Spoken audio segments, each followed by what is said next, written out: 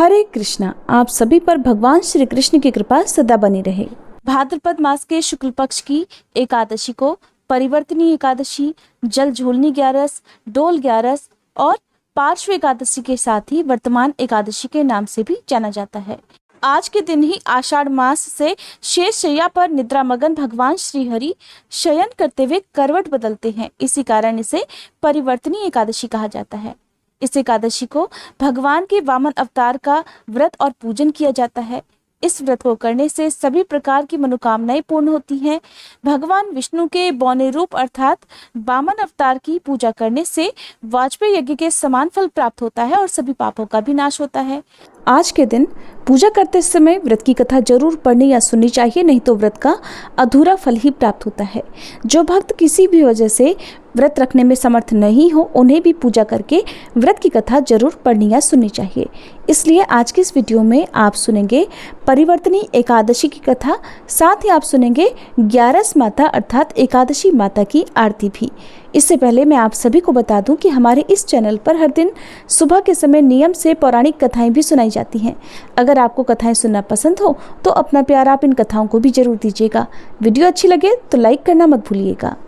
धर्मराज युधिष्ठिर एक बार भगवान श्री कृष्ण से कहने लगे, हे भगवान, भाद्रपद शुक्ल एकादशी का क्या नाम है? इसकी विधि तथा इसका महात्म्य कृपा करके कहिए। तब भगवान श्री कृष्ण इस प्रकार कहने लगे कि हे युधिष्ठिर, इस पुण्य, स्वर्ग और मोक्ष को देने वाली तथा सभी पापों का नाश करने वाली उत्तम वामन एकादशी का महात्म्य मैं तुमसे कहता हूँ, तुम ध्यान पूर्वक सुनो।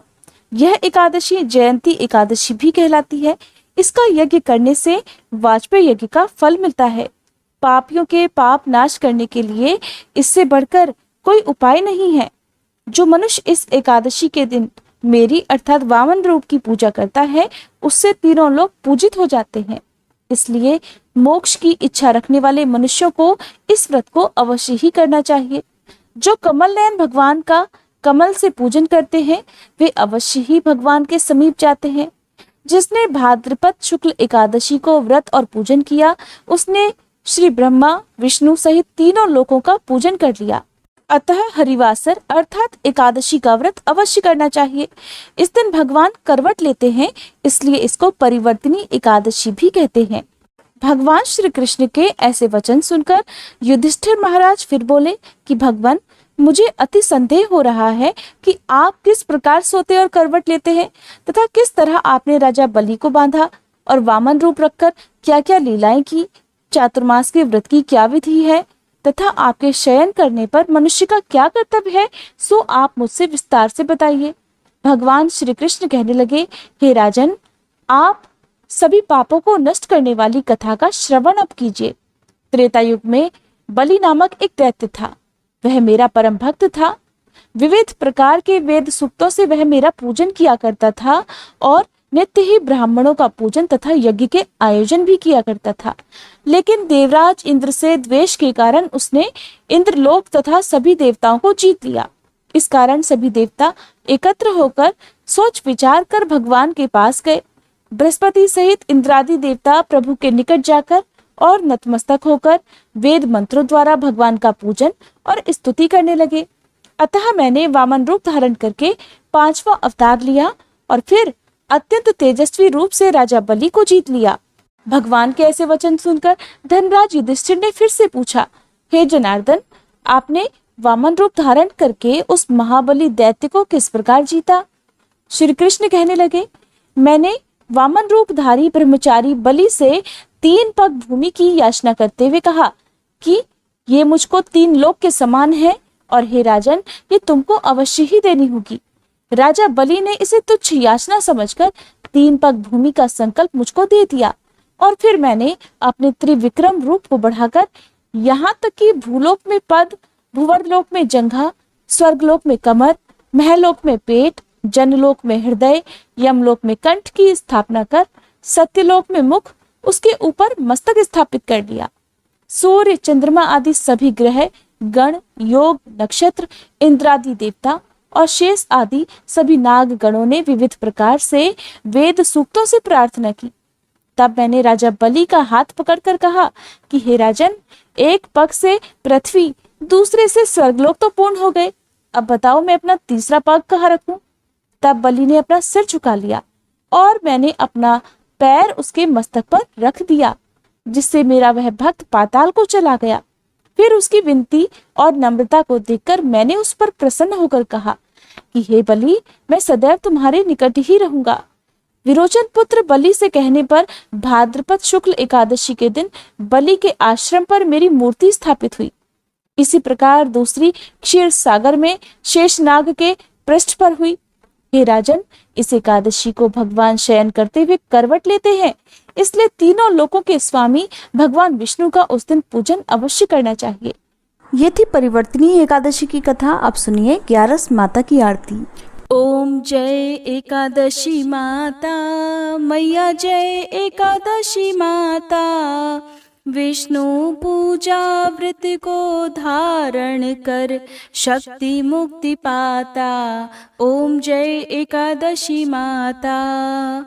तेरे नाम गिनाऊं देवी, भक्ति प्रदान करनी। गण गौरव की देनी, माता शास्त्रों में वरनी। ओम जय एकादशी माता। मार्गशीर्ष के कृष्ण पक्ष की उत्पन्ना विश्वतारिणी जनमी। शुक्ल पक्ष में हुई मोक्षदा, मुक्तिदाता बन आई। जय एकादशी माता। पौष के कृष्ण पक्ष की सफला नामक है। शुक्ल पक्ष में होए पुत्रदा, आनंद अधिक रहे। ओम जय एकादशी माता। नाम षट तिला माघ मास में कृष्ण पक्ष आवे। शुक्ल पक्ष में जया कहावे, विजय सदा पावे। जय एकादशी माता। विजया फागुन कृष्ण पक्ष में शुक्ला आमल की। पाप मोचनी कृष्ण पक्ष में चैत्र महाबली की। ओम जय एकादशी माता। चैत्र शुक्ल में नाम कामदा, धन देने वाली। नाम बरूथनी कृष्ण पक्ष में वैशाख महावाली। ओम जय एकादशी माता। शुक्ल पक्ष में होए मोहनी, अपराजेष्ठ कृष्ण पक्षी। नाम निर्जला सब सुख करनी, शुक्ल पक्ष रखी। जय एकादशी माता।